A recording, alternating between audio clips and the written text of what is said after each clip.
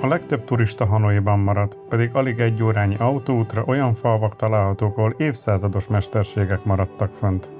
Ebben a részben ezeket a kézműves falvakat fogom meglátogatni.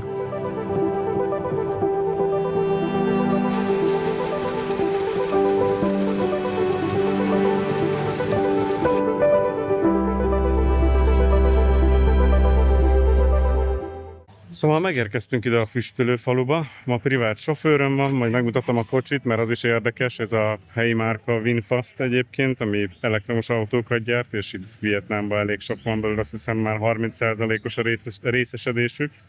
És egyébként tök rendben van, amit gyártanak, csak nekem, mint aki Európából jött és autókkal dolgozik, tök fura volt, hogy ennyiféle ismeretlen autót, még az ismerős márkákból is ismeretlen autókat látni. De most mutatom inkább a füstölőket, hogy hogyan szárítják őket itt kint.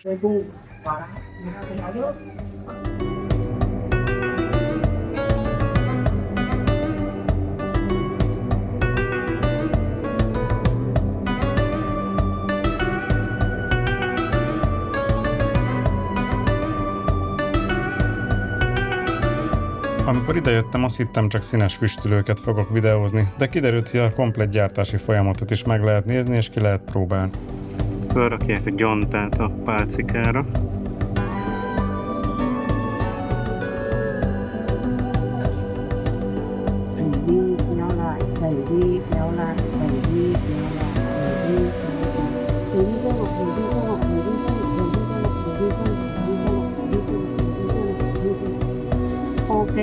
És itt következett a vicces rész, amikor nekem is le kellett egyet gyártanom.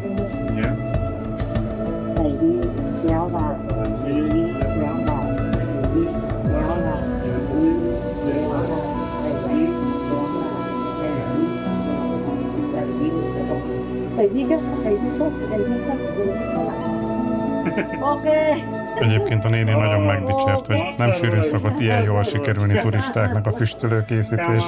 Bár lehet mindenkinek ezt mondja. Nice. Thank you. Megvolt a füstölőkészítés, és kaptam itt kóstolóba valami főtt krumplit. Nem tudom, főtt krumpli ízű, csak édesebb. Mert ez itt nagyon működik Vietnámban. Valószínűleg nagyon tudok kis kutyaszemmel nézni, mert amikor valaki eszik, és nézem hosszan, akkor mindig megkínálnak. Persze ez a célom. Úgyhogy így már reptéren is sikerült valami párolt rákot ennem valakinek a szatyrából. Sikerült a buszon a kislányokat cukorkára lelejmolni, most meg ilyet kaptam. Úgyhogy tök jól működik ez a kajával kapcsolódás. Tegnap nem volt nálam a kamera, de találtam egy helyet, ahol medúzát lehet enni. És ahogy próbáltam rendelni, ugye nem beszélt a néni semmilyen nyelven, de mondta, hogy nem. Tehát, hogy turistának ő nem ad el, mert gondolom meg akart kímélni egy csalódástól.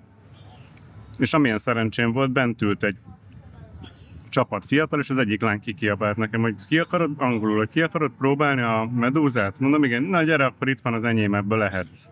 És behívtak, és megkóstoltam a kajájukat. Utána még együtt elmentünk este a piacra, vettünk még egy kis duriánt a változatosság kedvéért, meg vettünk néhány gyümölcsöt. Úgyhogy tök jól lehet így kapcsolódni vadidegenekkel, és ez szerintem tök szép valahol. Ez lenne a lényeg egy utazásnak szerintem. Nem az, hogy egy resortban ülünk, és sehova nem megyünk, nem mozdulunk ki, hanem így talán kicsit talán többet kapsz a helyi kultúrából, meg a helyi emberekből. Ennyi. Miután befejeztem az evést és az elmélkedést, még megtaláltam azt a helyet is, ahol kézzel készítik a pálcikákat a füstölőkhöz.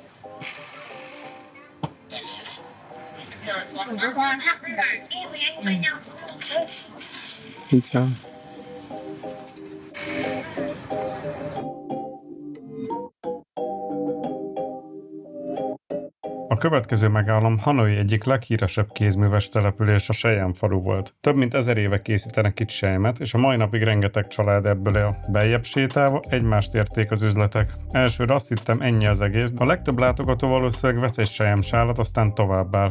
Engem viszont mindig jobban érdekel, hogyan készül valami. Egy kis keresgélés után végül rátaláltam egy működő szövőműhelyre, ahol még ma is hagyományos szövőgépeken dolgoznak.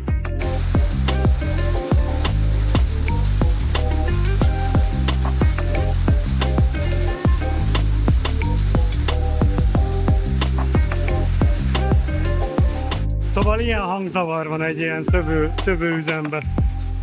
És így csinálják a selymet itt helyben. Hát jöttünk a kalapkészítő faluba.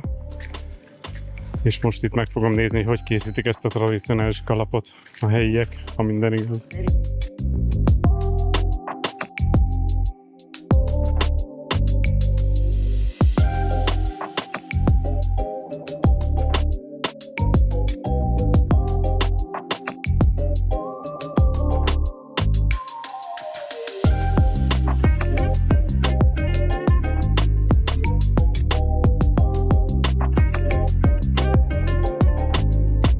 Első lépésként bambuszleveleket gőzöltek laposra, majd előkerült a kalapnak a sablonja. Ez adja meg a kalap formáját, de persze az is számít, hogy hány bambuszkarikát tesznek rá végül.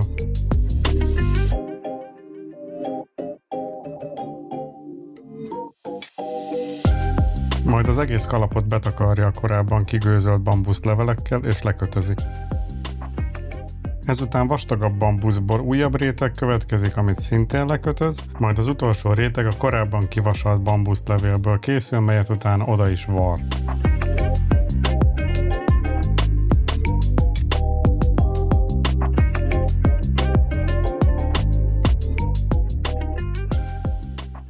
Kíváncsi vagyok, hogy a repülés túlélik-e a cuccaim a táskába, lehet, hogy darabokra törik ez az összes kalap, amit vettem, de majd meglátjuk.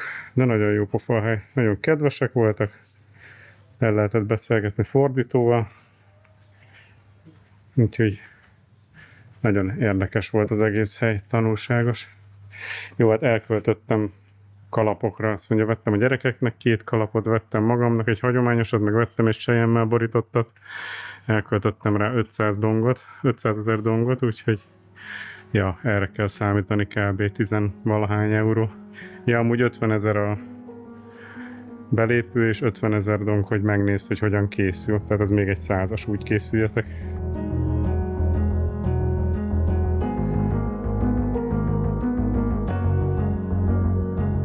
Tovább jöttünk a tésztafaluba, és mindjárt le fog tényleg szakadni az ég, úgyhogy aztán majd meglátjuk, hogy lesz-e még időm meg lehetőségem kamerázni. Gyönyörű ez az régi ilyen, hát antik az egész épület, meg ahogy kinéz az egész rész, ahogy bejössz a faluba.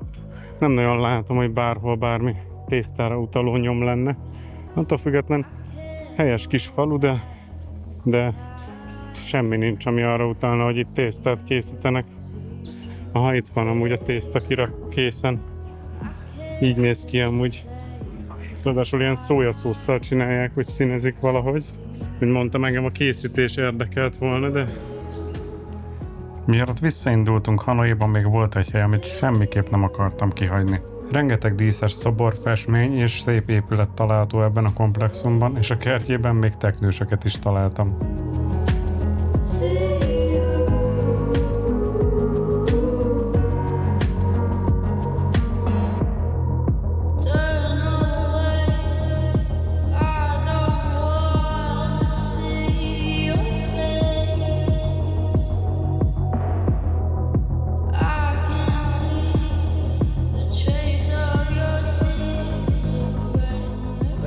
Tök szép ez a pagoda, de nem engednek filmezni. Rám szóltak megint, hogy tegyem el a kamerát.